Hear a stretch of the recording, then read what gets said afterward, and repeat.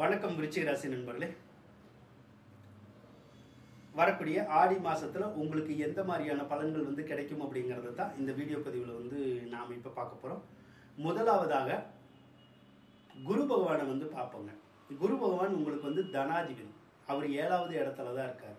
அப்ப தனாதிபதி நல்லா இருக்கிறனால ஏதாவது ஒரு வகையில உங்களுக்கு வருமானம் வர்றதுக்கான சாத்தியக்கூறுகள் இருக்கும். அதனால வேலை கிடைக்காதவங்களுக்கு வேலை கிடைக்கும், வேலையில் இருக்கவங்களுக்கு பதவி உயர்வு சம்பள உயர்வு கிடைக்கும், தொழில் இல்லாதவங்களுக்கு தொழில் கிடைக்கும். அதே மாதிரி தொழில் இருக்கிறவங்களுக்கு தொழில் அமோகமாக நடக்கும், நல்ல லாபங்கள் கிடைக்கும். அதன் மூலமா பொருளாதாரம் உயர்றதுக்கான சாத்தியக்கூறுகள் உங்களுக்கு நிறைய இருக்கும் அப்படின்னு சொல்லலாம். அதே நேரத்தில் கடன் காட்சிகள்லாம் இருந்தால் அந்த கடன் எல்லாம் அடையக்கூடிய நேரம் இது.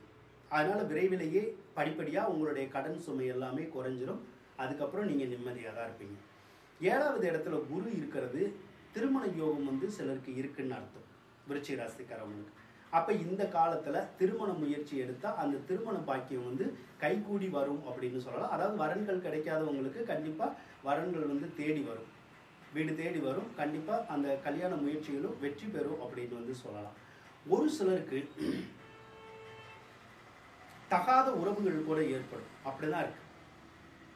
அது பாத்தீங்கன்னா இந்த சாஸ்திர ரீதியா இருக்காங்கல்ல, கோவில் தொடர்புடையவங்களா இருக்கிறது, ஜோதிட தொழிலில் இருக்கிறவங்களுக்கு அவங்க தொடர்புடையவங்க, அதே மாதிரி இந்த கல்லூரியில் வேலை பார்க்குறாங்கல்ல, காலேஜில், அவங்க சம்மந்தப்பட்ட வகையில் நமக்கு உறவுகள் ஏற்படும்.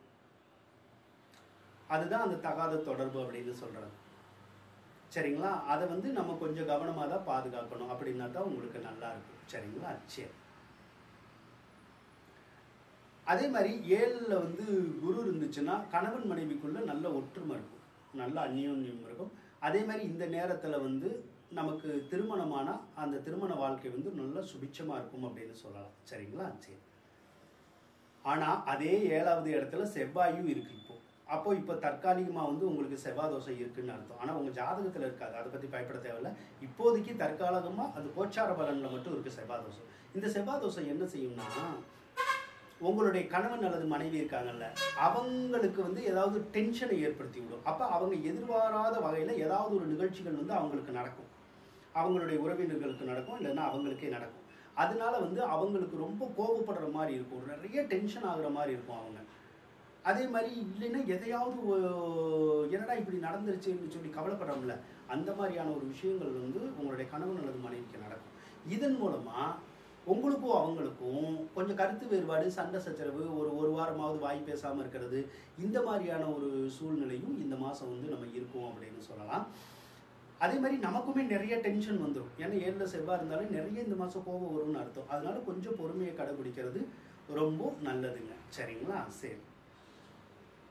அதே மாதிரி உங்களுடைய கணவன் அல்லது மனைவிக்கு ஏதாவது சொத்து வாங்கணுங்கிற எண்ணங்கள் வரும், அல்லது காவல்துறையில் பணிபுரியணும், இராணுவத்தில் பணிபுரியணும் அப்படிங்கிற எண்ணம் எல்லாம் வர்றதுக்கான சாத்தியக்கூறுகள் கொஞ்சம் இருக்கும்.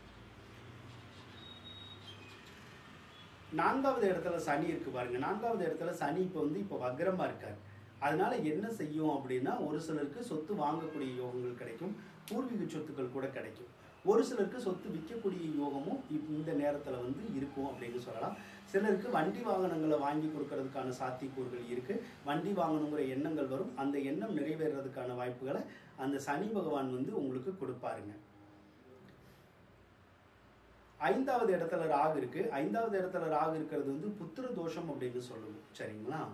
புத்திர தோஷம்னா என்னது? புத்திர தோஷம் அப்படின்னா ஒரு சிலருக்கு குழந்தைங்களுக்கு உடம்பு சரியில்லாமல் போகும், அல்லது குழந்தைகளோட கருத்து வேறுபாடுகள் ஏற்படும். குழந்தைகள் நம்மளுடைய சொல்லு பேச்சு கேட்காது.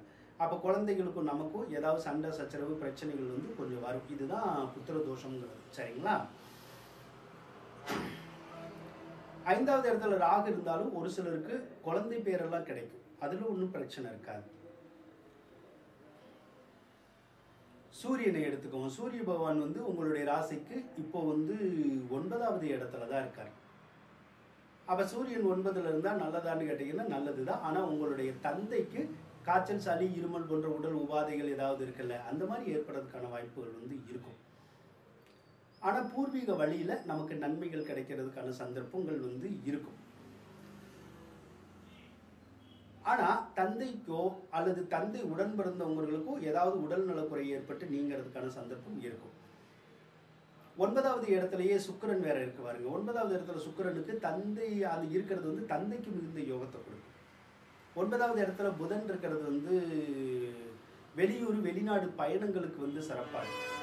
ஒரு சிலருக்கு வெளிநாடு சார்ந்த விஷயங்கள் வந்து நல்லா கிடைக்கும். வெளிநாட்டில் போய் படிக்கணும்னா படிக்கலாம், வெளிநாட்டில் வேலை பார்க்கணுன்னா வேலை பார்க்கலாம், வேலை கிடைக்கும். அதே போல் வெளிநாட்டில் வேலை பார்க்குறவங்களுக்கு பிஆர் கிடைக்கிறது அதெல்லாம் கிடைக்கும். ஒரு சிலருக்கு வேலை பார்க்குறவங்களுக்கு டிரான்ஸ்ஃபர் இந்த மாதிரிலாம் கிடைக்குதுன்னா அதெல்லாம் கிடைக்கிறதுக்கான சந்தர்ப்பங்கள் வரும். அதே மாதிரி உங்களுடைய தந்தைக்கு பயண அலைச்சல்கள் வரும் நிறையா. அடிக்கடி எங்கேயாவது போயிட்டு வர்ற மாதிரியான சூழ்நிலைகள் வரும்.